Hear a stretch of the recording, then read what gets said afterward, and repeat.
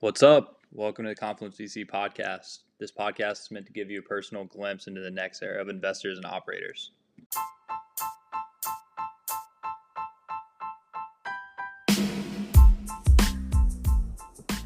All right, this week we had on Jake Kupperman from Level Ventures. Level's based in New York. They're a leading data-driven investment manager focused on technology innovation. We're huge fans of them. I think that everybody should check them out. One of the most interesting fund of funds in the game right now. In this talk, we cover the human aspects of venture capital becoming more data-driven, LP value creation to venture funds, and non-obvious differences between working in venture and working at a fund of funds. All right, Jake, appreciate you joining, man. First things first, we typically like to start these calls just by learning a little bit more about you and your background. That said, who's Jake Kupperman? What is Level Ventures? How'd you get to where you are today? Yeah, absolutely. So I appreciate you having me on again, Clay. I would say I really love building early stage companies, working in small teams. And so that's really what I focused my entire career on. I grew up in New Orleans, actually started my first business in college, raised a very small amount of capital and failed, but became addicted to that experience. And so after graduating, I actually moved to Australia to help launch an e-commerce company there backed by Rocket Internet, if you're familiar with them, called The Iconic. It was essentially a clone of Zappos, if you will. And so joined the team there pre-launch. Was a short but wild ride. Learned a lot about operations and logistics and also work ethic. They have a certain sort of culture there that's interesting. After leaving Rocket, moved back to New Orleans again, where I grew up, and was one of the first employees at a company called Level Set, which is in the construction tech space. Amazing company. Actually exited a Procore for about 500 million a little over a year ago, and really learned a lot about, I would say, B2B go-to-market motion, really building like long-lasting and excellent company culture. And sad, but felt it was time to leave Level Set. Went to business school and then ended up switching to the investing side. So joined a firm here in New York, where I'm based now, called Rebel Partners, classic seed stage enterprise tech investing firm. Got my feet wet on the investing side, and while I was there, had the opportunity to meet Albert Azut, who's our founder at Level, fearless leader here, and really was really blown away and excited by the vision that he had for Level, which he was really just launching at the time. And so very grateful that he eventually, after some conversations, invited me to join. And so that's where we are today. Yeah, let's talk a little bit more about Level. I have a good amount of knowledge on you guys, but give everybody else the elevator pitch on you all, how you look to differentiate, and what types of funds you're looking to back. Sure. So Level Ventures, we're pretty new. We launched just under 2 years ago, essentially building what we like to think of as the next generation fund of funds. And so I'll tell you what that means. So there's really three pillars to the platform. The first is a modern fund of funds like vehicle where we back early stage managers globally, really focused on, I would say, pre-seed and seed from a stage perspective. We're also not entirely generalists, so we take a thematic approach. And I would say that the areas we're focused on today are enterprise tech, and enterprise automation, deep tech, which is really things touching physical industries, manufacturing, aerospace, et cetera, and defense. And then the last being really life sciences. And for us, that means the intersection of computer science and biology. Second pillar is we have a balance sheet to continue backing managers through co-invests, right, where we will look to invest additional capital into the companies within their portfolio as they scale. And then the third piece, which really ties everything together and really drives a lot of our own decision making, is a technology that we've actually built internally. And what we do there is we ingest a lot of data, venture capital transaction data, social data, public market data, other forms of data, and we use that to reconstruct the networks that managers are embedded within. So you could think of it as us constructing a very large knowledge graph that represents the venture capital ecosystem, where each investor is a node on that graph.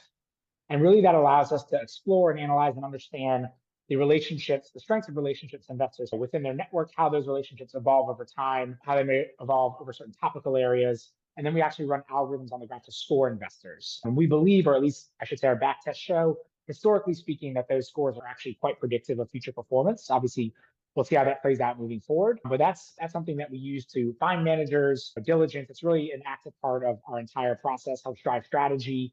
And that's something that was really led by the remainder of the team, I would say. So Albert and myself on the investing side. And then we have two excellent data scientists, Leon Chalern and David Huang, who are really the foundation of everything we do. And then also 4 data engineers, giving this really complex data problem that we're working with. Where we are in our life cycle, we're investing out of our fund one, that's a $100 million vehicle. We've partnered with, I would say, 17 managers to date, with a couple more sort of an active legal and closing, and we're really excited about the progress we've made. Obviously, a lot of work left to do, but just super grateful and humbled to be where we are today and to have had the opportunity to partner with those managers and the companies we've invested in as well, and to be just a very small part of their journey. Love it. Going all script a little bit here. That's not going to be a curveball question. So the reason that we were so interested in you guys is just because of the unique approach that you're taking to fund of funds investing compared to a lot of other fund of funds that we're looking at. For people that don't have a lot of background knowledge, can you talk about what the traditional process has been for traditional fund of funds of finding these emerging managers, getting access, getting allocation, and then compare that to the process you just walked through of how you guys are doing that same process at Level? Yeah, I guess I can speak to what I believe other fund of funds are doing. And through a few conversations, obviously, we collaborate a lot with other fund of funds and really hold them in high respect, a lot of them. I think they also have good processes. I think maybe one area where we differentiate is really our use of data. A lot of other fund of funds are probably relying on brand to a certain extent and the network and the relationships that they've built, which is excellent. And I think over time, as we become more known in market, that's something that we'll also leverage, or really have already started to leverage. But we really use data and advanced, I would say, data analysis techniques to inform all parts of our life cycle. So whether that's our strategy, our portfolio construction, the areas we want to look at investing into, sourcing firms, each step of our diligence process. So thinking about their own portfolio construction, their own networks, the companies that they've backed. Basically, I would say that sort of data layer that permeates throughout all of our processes is probably what I would think differentiates us the most. And then in terms of value add, which I'm happy to touch on as well, is really that we not only use that data for ourselves, but we arm the firms that we back with that data as well. We think that the data that we and the analysis that we have is actually quite useful to them and their businesses. And so we try to integrate with their workflows. And so what we do today is we've started to roll this out fairly recently, is we build these discrete custom data applications for the firms that we back. That can be used for a variety of use cases, and we allow them to utilize that for their own businesses. And I think that's something else that we do that is probably a little unique, although certainly other fund of funds utilize data in a certain way. I just don't know if they utilize it to the extent that we do in terms of providing it for managers to use in their day-to-day business. Yeah, totally agree. It's interesting. To follow up to that, now that everybody has a little bit more background on the data that you use. So one of the thesis that you have as part of Level is that human aspects of venture capital are becoming more data driven. So specifically for these GPs that now have to make a lot more decisions based on intuition, like betting on a person. A lot of those used to be just done based on intuition and gut feeling. A lot of those are becoming gut or data driven decisions today. Can you elaborate a little bit more on what you mean by that? And then also provide some examples for listeners just to give them a little bit more context on that. Sure. So I think maybe what's enabling all of this is there's really more and more private data coming online, whether it's through data providers or other means. And so I think that in combination with maybe more advanced techniques for analyzing that data is what has unlocked some of these newer capabilities for managers. And so really the data can pretty much impact all aspects of a manager's funnel, right? It could be sourcing on the simpler side. It could be even just leveraging LinkedIn to track founders and be alerted when new companies are starting. On a more maybe advanced side, it could be using models to predict when people may be leaving their company to start something new, right? What are maybe specific attributes there? Or it could be finding what are the best talent communities. So you hear this notion of founder mafias, let's say, and maybe a way to actually buy that. So you can help managers understand where they should be networking, where they should be developing relationships. On the decision-making side, it could be just benchmarking, and that could be metrics of a company or certain qualities within a founder that lead to success. We also think that there's potential for maybe a sort of a company scoring model as well, which is something that we're working on. Winning, obviously, it's providing data back to their founders that could be useful. So again, that probably falls into the benchmarking bucket. And then also providing value add. Again, providing data back to their founders, but even using some of the same techniques that I discussed earlier around sourcing people to invest in. It could also be sourcing opportunities, but applying that to talent. I really think there's some firms, I would say a small minority of firms that are using data to its fullest extent today. I think we've already started to see that as permeated a little bit further. And I think that will just continue to occur, especially as tools become more and more prevalent for people to be able to utilize them. But then, of course, at the end of the day, it is still a human business. It's still a largely human element. You still need to resonate with people on a human level, build 10-year-long relationships. So you want to make sure you're building a relationship for the long run. And so I don't feel like it's entirely data driven, but I think it's more of a human plus computer component can really help people shine. Yeah, becomes data informed rather than people just shooting from the hip. Yeah, I like this person, like this fund, we should invest. It's like based on what we have, like all the private data we're pulling in, this is where we should put our money, which I think Exactly. that strategy wins. And we're seeing the funds we're looking at that are most impressive, the ones that we're spending a lot of our time looking at and doing diligence on, like they all have their own internal data sets that inform their decision making more so than just all informal decisions. So I think you guys are obviously thinking about it the right way. So we've talked to a lot of funds. We already covered this a little bit a second ago, but we've talked to a lot of funds, a lot of LPs. Everybody we talk to claims to add value after the check. I think we both know that isn't necessarily true most of the time. How do you guys think about value creation aside from providing capital to your portfolio funds? Yeah, so I think a large piece of it is what we already discussed around providing some of this data and analysis back to the firms to help them with all parts of their funnel and just businesses and their workflows.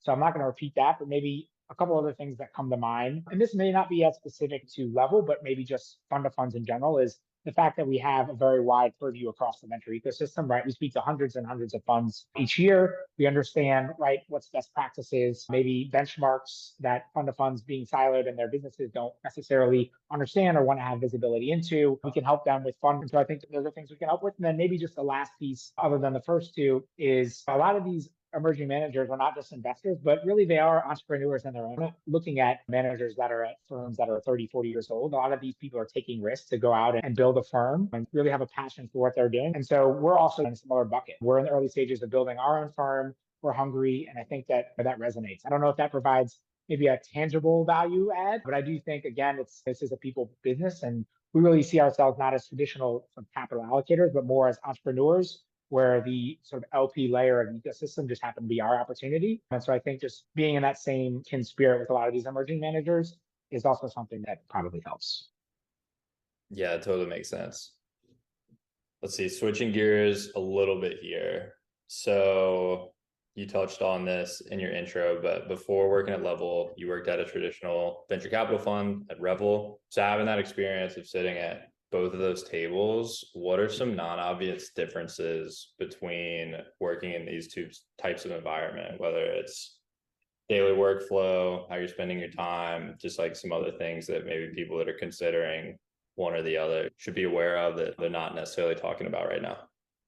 Yep. So I'm not sure if these are non-obvious, but I'll go into some of the differences. So I think a fund of funds definitely provides a broader view of the market. It feels more macro oriented. And I don't mean macro in the traditional sense of thinking about geopolitical and interest rates, et cetera, but just having a much higher level view of the ecosystem versus being more specific to maybe your 20 or 30 portfolio companies, the traditional VC, or even I've experienced at the startup level as well, being all in on one particular sort of mission. So I think that's one difference that's probably pretty obvious. Another is I think what I found, at least between my two experiences, is that fund of funds, there's not as much of a sourcing problem, I would say. So when I was in direct venture, it was much more running around looking for that next deal. And I don't know if that's the right way to do it. So maybe I wasn't doing it the right way, but that's how I was doing it.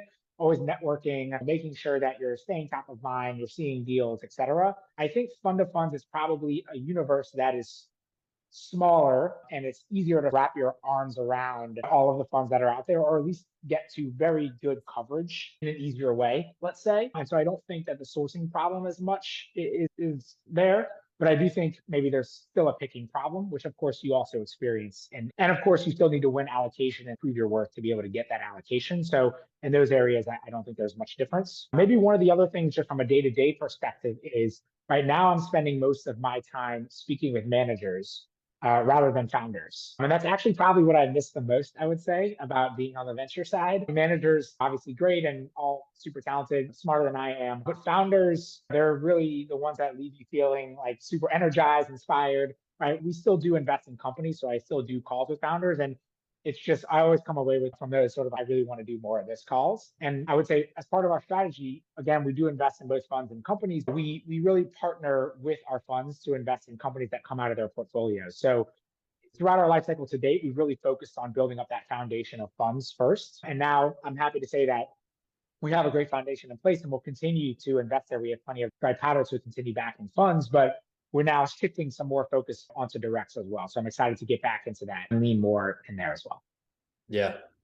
I'm not really familiar with the typical progression of somebody that works at fund of funds, but is it pretty common for like an analyst, associate, principal level person at a fund of funds?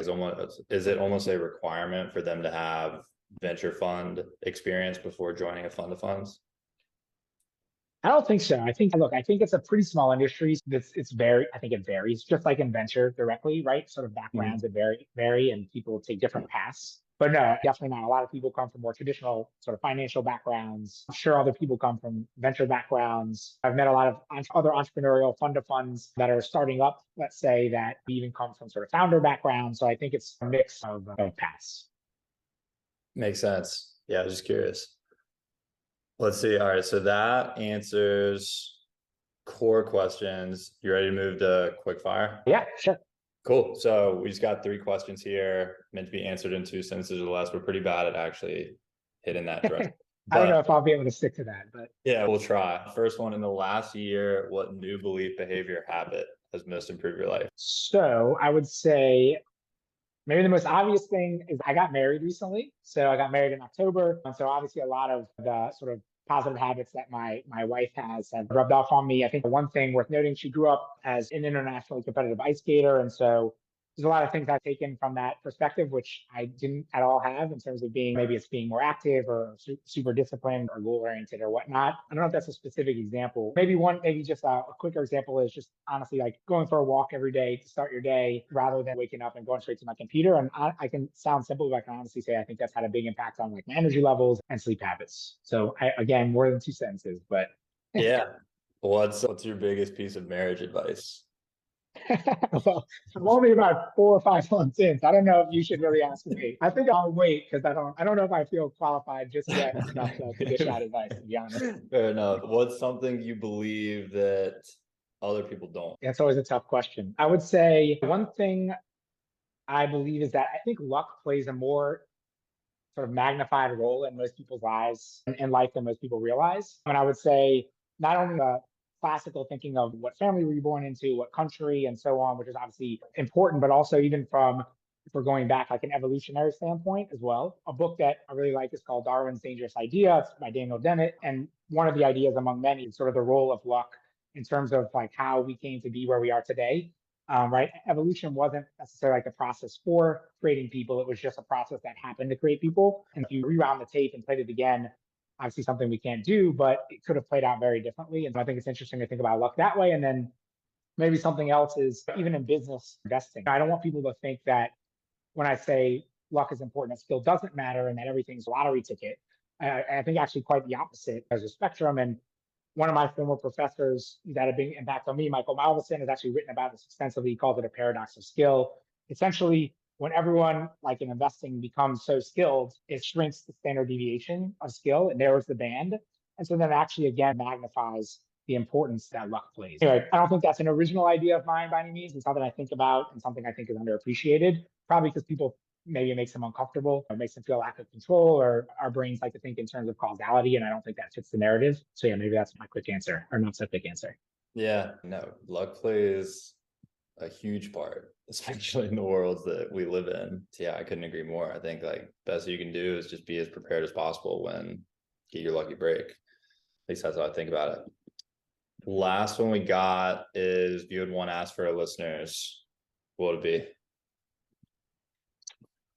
Yeah. So again, I'm not going to stick in the 2 sentences. I said earlier, I grew up in New Orleans. And I think one event that had a big impact on my worldview was Hurricane Katrina. I was in high school during that experience. And I spent that time in a hospital with my family because obviously it was unsafe to be in your home. And really one distinct memory I have was after the levees broke and water was rushing into the city within the hospital, there was a crisis because all this important equipment, patients were on the first floor, and there was sort of these major concerns of flooding. And so just one distinct memory I have is sort of this crisis was happening, this major challenge, and everyone joined together, surgeons, janitors, families of patients, people in the community off the street came together and formed a bond to move all these patients and equipment to a higher ground. And so What I would ask of listeners is this is a couple things you can learn from that. One is if you're going through a challenge, don't underestimate sort of your ability to adapt and persevere. And then maybe given one, don't be afraid to take some sort of measured risks, especially in your career. And then maybe the third is I think at the end of the day, it's all about people. And so make sure you find your community. And I think maybe that sort of ties nicely back to what you guys have built at Confluence. And so I really appreciate what you guys are doing there. And so yeah, maybe I'll leave it at that. Love it. Love it. And I appreciate that. I guess last question we got is what's the best way for people to get in touch with you? Yeah, you can find me on Twitter at JB, B as in boy, Kupperman, K-U-P as in Peter, E-R-M-A-N. Or you can find our website, levelvc.com. You can also shoot me an email, jake@levelvc.com. And happy to meet new great people. Cool, man. We'll keep shooting over the cool people we can find your way. See what we can do. Cool. Thanks, man.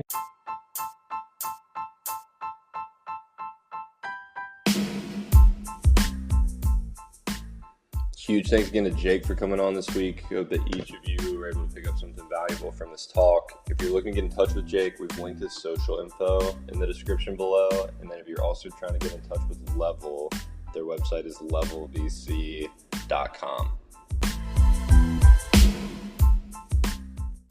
For next steps, if each of you have not submitted your info to become a member yet, you can do that through our website at www.confluence.vc. And also, if you want to become a subscriber to the newsletter, we offer a ton of free resources in there each and every week meant to help you become better at your individual roles. You can subscribe there at www.confluence.substack.com. Hope that helps. Hope to hear from y'all soon.